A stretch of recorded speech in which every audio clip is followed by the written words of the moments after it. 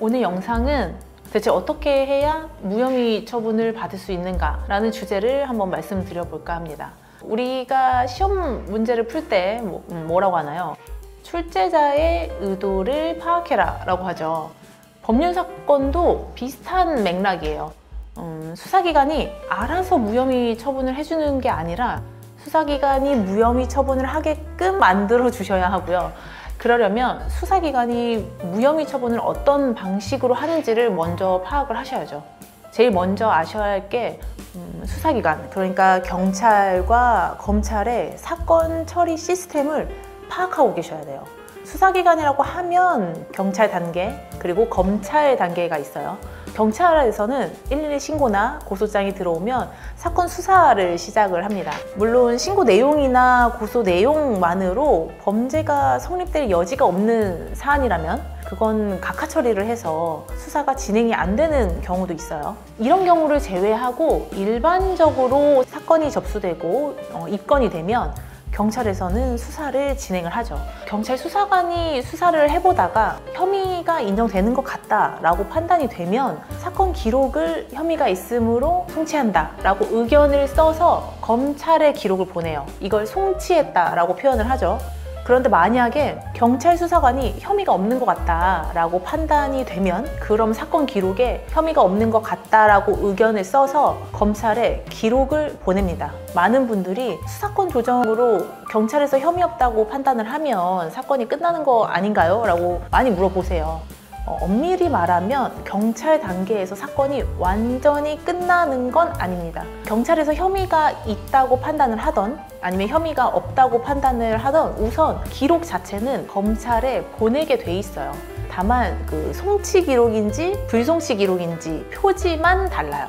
기록 앞장에 써져 있는 그 표지가 다르다는 의미죠. 불송치 기록을 보는 것과 송치 기록을 보는 것은 느낌이 완전히 달라요. 우선 송치 기록을 딱 받아보면 보통 뭐가 있구나 라고 생각을 하고 기소할 때 뭐 빠진 증거들은 없는지를 중점으로 기록을 펼쳐보죠. 그런데 불송치 기록을 볼 때는 혐의가 없나 보네, 수사에 있어서 명백한 위법은 없었나? 이런 관점으로 기록을 봐요. 경찰이 불송치 기록으로 사건을 보냈을 때 검찰에서 혐의가 있는 것 같다라고 판단이 되면 재수사 요청을 하기도 하죠. 다만 재수사 요청은 보안수사 요구와 달리 되게 까다로운 조건을 갖춰야 한단 말이에요.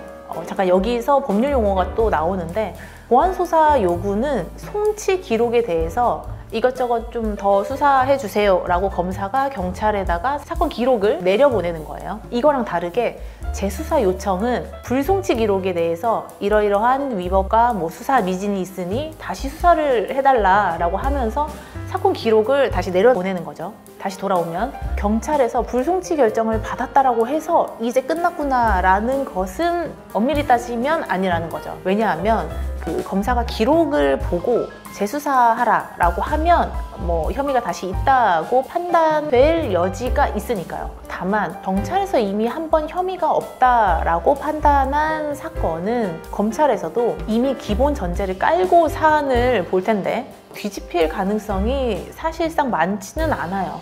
전체 사건 중에서 사실 경찰이 바보가 아니고서야 사건 증거들을 다 보고 판단을 하는데 웬만하면 판단이 맞죠. 다만 일부 사건에서 법리적으로 오류가 있거나 아니면 새로운 증거가 튀어나왔다거나 한다면 그런 결정이 바뀔 여지가 있는 거죠.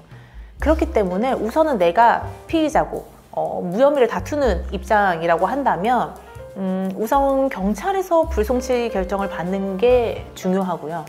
그걸 놓쳤다라고 한다면 검찰에서 다시 한번 의견을 피력을 해서 최종 무혐의 처분을 받도록 목표를 세우셔야 됩니다. 그렇다면 무혐의 처분 혹은 경찰에서 불송치 결정을 어떻게 해야 받을 수 있는 거냐 궁금해 하실 텐데, 무혐의 처분을 하는 판단 기준을 한번 생각해 보셔야 됩니다. 검사가 무혐의 처분을 하면서 쓰는 불기소 결정문이 있어요. 검사가 이러이러한 이유로 본 사건은 혐의 없음 처분을 하였습니다 라고 사건 관계자에게 알려주는 거죠. 무혐의를 주장하는 피의자라면 검사가 이 불기소 결정문을 쓸 수 있도록 만들어줘야 하는 거예요. 불기소 결정문의 구조를 한번 말씀을 드릴게요. 먼저 1. 피의자가 언제 무엇을 한 사실은 인정된다. 객관적인 증거나 양 당사자 간의 그 다툼 없는 사실을 먼저 써줘요. 제일 먼저 그 사실 인정 부분이 나오고, 그다음 두 번째, 고소인은 뭐뭐뭐뭐라고 진술한다. 세 번째, 이에 대하여 피의자는 뭐뭐뭐뭐라는 취지로 범행을 부인한다. 네 번째, 살피건대 판례는 뭐뭐뭐뭐라고 판시하였는데 위와 같은 법리 및 다음과 같은 사정, 사정 1, 2, 3, 4 이런 거를 종합해보면 고소인의 진술만으로는 피의 사실을 인정하기 어렵고 달리 이를 인정할 만한 증거가 없다. 마지막 다섯 번째, 증거 불충분하여 혐의 없다. 이게 전형적인 불기소장의 형태거든요. 포맷이에요. 이게 불기소 결정문이에요. 이걸 검사가 쓸 수 있게 만들어줘야 무혐의 처분이 나온다는 거죠. 그러니까 마냥 제가 안 했습니다 라고 하면 이런 결정문을 쓸 수가 없겠죠? 안 되죠. 우선 사실 인정부터 정확히 하고 들어가셔야 돼요. 이런 부분은 인정하나 다만 이런 부분은 인정하지 않습니다 라고 하면서 사실 어떤 사실부터 인정을 하는지를 제대로 할 수 있게 해주고, 다음 고소인의 주장에 대해서 정확히 내가 파악을 하셔야 됩니다. 그 다음에는 이제 뭐할 고의가 없었으므로 범의를 부인합니다 라거나 어떠한 행동을 한 적이 없기 때문에 범행을 부인합니다 라고 명확히 의견 피력을 하셔야 됩니다. 그리고 가장 중요한 부분은 뭐다?